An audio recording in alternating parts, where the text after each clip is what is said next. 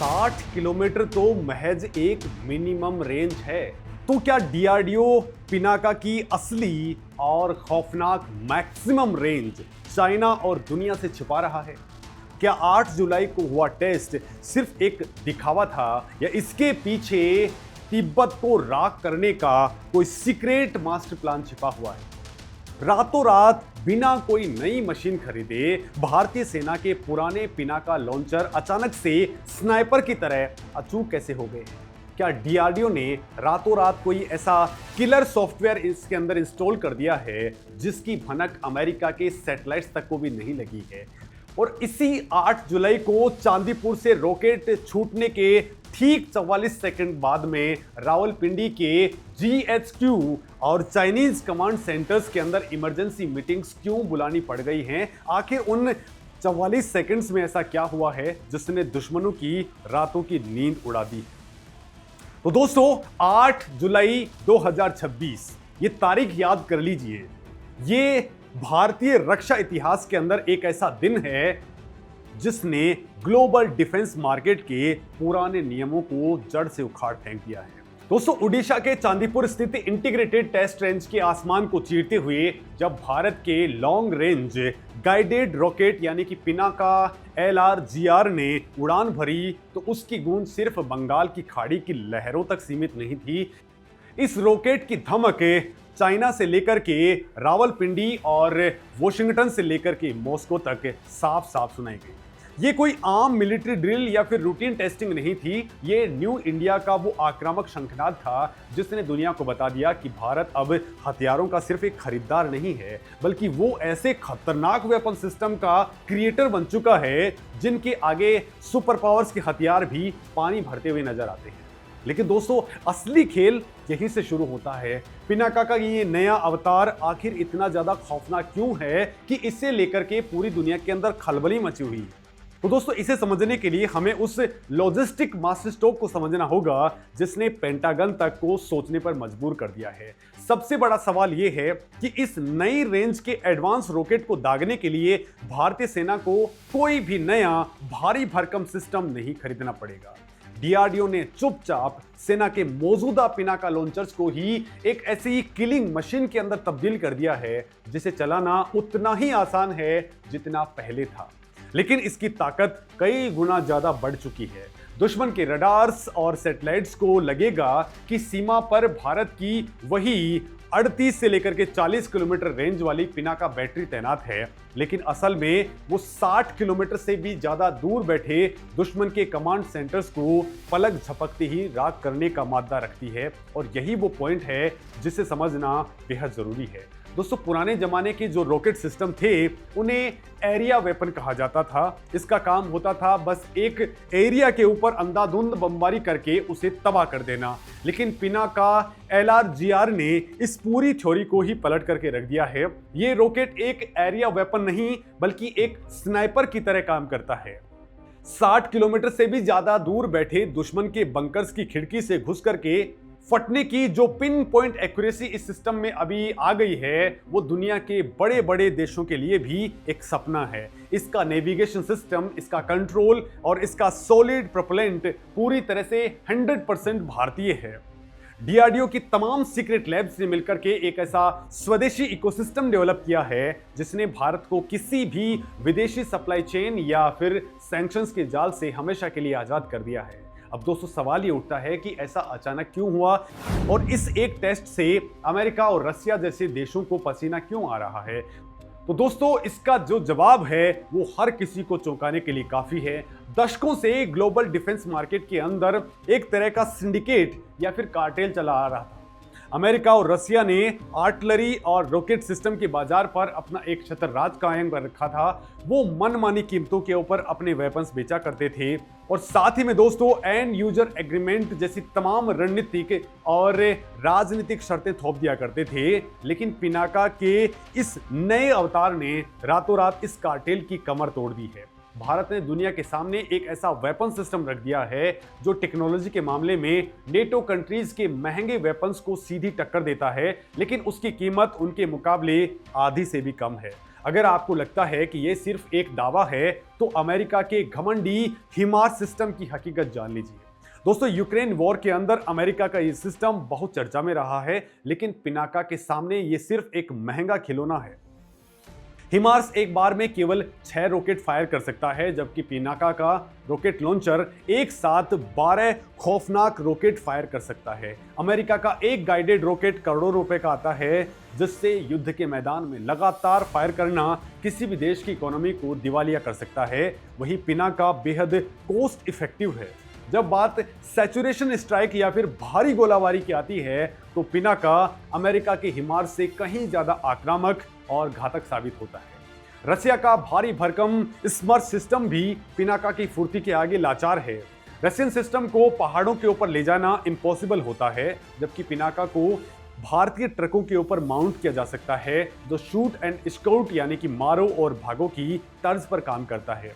जब तक दुश्मन का रडार पिनाका की लोकेशन को ट्रैक करेगा, तब तक ये सिस्टम आग बरसा करके वहां से गायब हो चुका होता है। लेकिन दोस्तों, कहानी यही खत्म नहीं होती। इस सिस्टम का सबसे भयानक असर अगर किसी पर पड़ने वाला है तो वो है भारत के 2 बड़े दुश्मन यानी कि पाकिस्तान और चाइना। दोस्तों, पाकिस्तान की हमेशा से ये रणनीति रही है कि वो सीमा पार से छिप करके आतंकियों को भारत के अंदर धकेलता है। जब तक भारत को किसी बड़े एक्शन के लिए सर्जिकल स्ट्राइक या फिर एयर स्ट्राइक का सहारा लेना पड़ता था, जिसमें हमारे जवानों को और फाइटर जेट्स को खतरे के अंदर डालना पड़ता था, लेकिन अब गेम पूरी तरह से पलट चुका है। अब भारतीय सेना अपनी सीमा के अंदर पूरी तरह से सुरक्षित बैठ करके लाइन ऑफ एक्चुअल कंट्रोल से 60 से 70 किलोमीटर दूर मौजूद पाकिस्तानी सेना के आर्टिलरी बेस, कम्युनिकेशन टावर्स और आतंकियों के लॉन्च पैड को मलबे के अंदर तब्दील कर सकता है। दोस्तों, पिनाका की सिर्फ एक रेजिमेंट 44 सेकंड के अंदर 72 रॉकेट फायर करने की कैपेसिटी रखती है। दोस्तों, जरा इमेजिन करिए, केवल 44 सेकंड के अंदर 60 किलोमीटर या उससे भी दूर 900 बाय 900 मीटर का एक पूरा का पूरा धधकता हुआ इलाका शमशान के अंदर तब्दील हो जाता है, और पाकिस्तान के पास में इसका कोई जवाब या एयर डिफेंस सिस्टम ऐसा नहीं है जो इसे डिटेक्ट भी कर पाए, इसे रोक पाए। और अगर बात चाइना की करें तो ड्रैगन हमेशा से अपनी रॉकेट फोर्स का डर दिखाता है और हिमालय की ऊंचाइयों पर वो मिलिट्री प्रेशर बनाने की कोशिश करता है। लेकिन 8 जुलाई का ये जो नया टेस्ट हुआ है, उसने तिब्बत के अंदर बैठे चाइनीज कमांडर्स की हवा निकाल करके रख दी है। पिनाका LRGR खास तौर पर हाई एल्टीट्यूड यानी कि अत्यधिक ऊंचाई वाले युद्ध क्षेत्रों के लिए ही डिजाइन किया गया है। दोस्तों, इसका सीधा मतलब यह है कि भारतीय सेना अब अपनी पोस्ट से ही तिब्बत के अंदर मौजूद चाइनीज PLA के डिपो, एयर बेसिस और सैनिकों के जमावड़े को निशाना बना सकती है। चाइना का कोई भी रडार या एंटी मिसाइल सिस्टम इतनी तेज गति से आते रॉकेट्स के झुंड को यानी कि स्वॉर्म ऑफ रॉकेट्स को हवा में नहीं रोक सकता है। ये भारत का वो जियोपॉलिटिकल ट्रैप है जिसमें चाइना पूरी तरह से फंस चुका है। पूर्वोत्तर भारत और सिलीगुड़ी कॉरिडोर की सुरक्षा के लिए भी पिनाका एक ऐसी अभेद्य दीवार बन चुका है जिसे भेदने की हिम्मत कोई भी विदेशी ताकत नहीं कर सकेगी। लेकिन इस पूरे मिशन के अंदर एक ऐसा सीक्रेट है जिसने नेटो कंट्रीज के वैज्ञानिकों को भी हैरान करके रख दिया है। दोस्तों, दुनिया भर के हथियारों के साथ में सबसे बड़ी समस्या उनका मौसम के साथ में तालमेल बनाना नहीं है। आपने देखा होगा कि यूक्रेन वॉर के अंदर सर्दियों के दौरान अमेरिका और यूरोप के महंगे टैंक्स और रॉकेट सिस्टम बर्फ और कीचड़ के अंदर फंस गए थे। उनके इलेक्ट्रॉनिक सिस्टम्स ने काम करना बंद कर दिया था। मिडिल ईस्ट के अंदर भी रेतीले तूफानों के बीच में अमेरिकी हथियार अक्सर जाम हो जाते हैं, लेकिन पिनाका के साथ में ऐसा कुछ नहीं होता। आखिर सियाचिन के -40 डिग्री तापमान में जहां दुनिया के सबसे महंगे हथियारों का बारूद जम जाता है, वहां पिनाका का रॉकेट कैसे फायर हो जाता है? तो दोस्तों, इसका जवाब DRDO की उस रहस्यमय लैब के अंदर छुपा हुआ है जिसे HEMRL कहा जाता है। इस लैब ने पिनाका के लिए एक ऐसा हाई एनर्जी सॉलिड प्रोपेलेंट यानी कि एक ऐसा अमर ईंधन विकसित किया है जो हिमालय की हड्डियों को गला देने वाले ठंड में भी बिना किसी रुकावट के तुरंत आग पकड़ लेता है। दूसरी तरफ थार के रेगिस्तान में जहां गर्मियों में तापमान 55 डिग्री के पार चला जाता है और भयंकर धूल भरी आंधियां उड़ती हैं, वहां यूरोपीय और अमेरिकी हथियारों के सेंसर्स फेल हो जाते हैं। लेकिन पिनाका के नेविगेशन सिस्टम को इस तरह से रगडाइज किया गया है कि ये चिलचिलाती धूप और धूल के गुब्बार के बीच में भी अपने टारगेट्स को 1 इंच भी नहीं छोड़ता है। दोस्तों, ये all weather all terrain capability इसे दुनिया का इकलौता ऐसा रॉकेट सिस्टम बनाती है जिसे आप आज रेगिस्तान की भट्टी में और कल सियाचिन के ग्लेशियर पर तैनात कर सकते हैं। ये कोई साधारण इंजीनियरिंग नहीं है, ये एक ग्लोबल मास्टर क्लास है और यही वजह है कि भारत के हथियारों का मजाक उड़ाने वाले यूरोपीय और पश्चिमी देश आज पिनाका को खरीदने के लिए खुफिया तरीके से नई दिल्ली के चक्कर काट रहे हैं। आर्मेनिया और अजरबैजान के युद्ध में ऐसा बहुत कुछ हुआ है जो शायद अब तक दुनिया से छुपाया गया। जब आर्मेनिया को एक भरोसेमंद और घातक हथियार की तलाश थी तो उसने अपने पुराने दोस्त रसिया को दरकिनार कर दिया और करोड़ों डॉलर की डील लेकर के भारत का पिनाका खरीद लिया। आर्मेनियाई सेना ने जब युद्ध के मैदान में इसका परीक्षण किया तो वो इसकी सटीकता और इसकी भयंकर मारक कैपेबिलिटी देख करके हैरान रह गए। दुनिया भर के देश, खासतौर पर ग्लोबल साउथ के देश आज पिनाका के दीवाने हो चुके हैं। इस दीवानगी की एक बहुत बड़ी कूटनीतिक वजह भी है। जब भी कोई देश अमेरिका से हथियार खरीदता है तो उसे एक जियोपॉलिटिकल ट्रैप के अंदर फंसा लिया जाता है।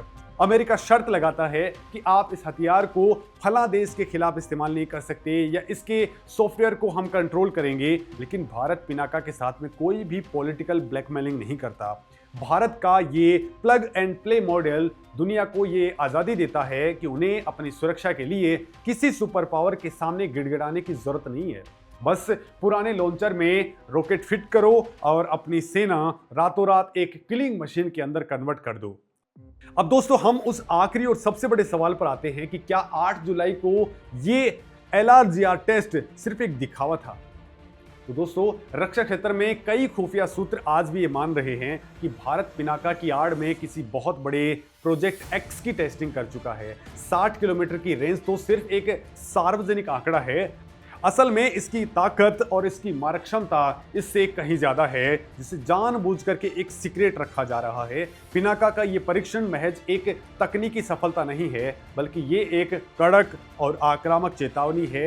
ये बीजिंग और इस्लामाबाद के लिए एक स्पष्ट संदेश है कि न्यू इंडिया अब डिफेंसिव नहीं, भारत अब एग्रेसिव डिटरेंस यानी कि आक्रामक निवारण की नीति के ऊपर चल पड़ा है। आज भारत की इंजीनियरिंग का लोहा पूरी दुनिया मान रही है। पिनाका उस नए भारत का प्रतीक है जो आंख झुका करके नहीं, आंख उठा करके आंखों में आंखें डाल के बात करता है और जरूरत पड़ने पर दुश्मन को उसके घर में घुस करके राख करने का मादा रखता है। दोस्तों, पिनाका के इस खौफनाक अवतार ने ग्लोबल पावर प्ले को पूरी तरह से बदल करके रख दिया है। लेकिन जाते जाते आपके लिए एक सवाल छोड़ रहे हैं। क्या आपको लगता है कि पिनाका के इस एडवांस LRGR वर्जन के आने के बाद में क्या भारत को अब पाकिस्तान और चाइना बॉर्डर पर अपने पुराने रक्षात्मक रवैये को हमेशा के लिए खत्म करके हर उकसावे का जवाब सीधे रॉकेट स्ट्राइक से देना चाहिए? आप क्या सोचते हैं? कमेंट में अपनी बात जरूर लिखें। नमस्कार दोस्तों।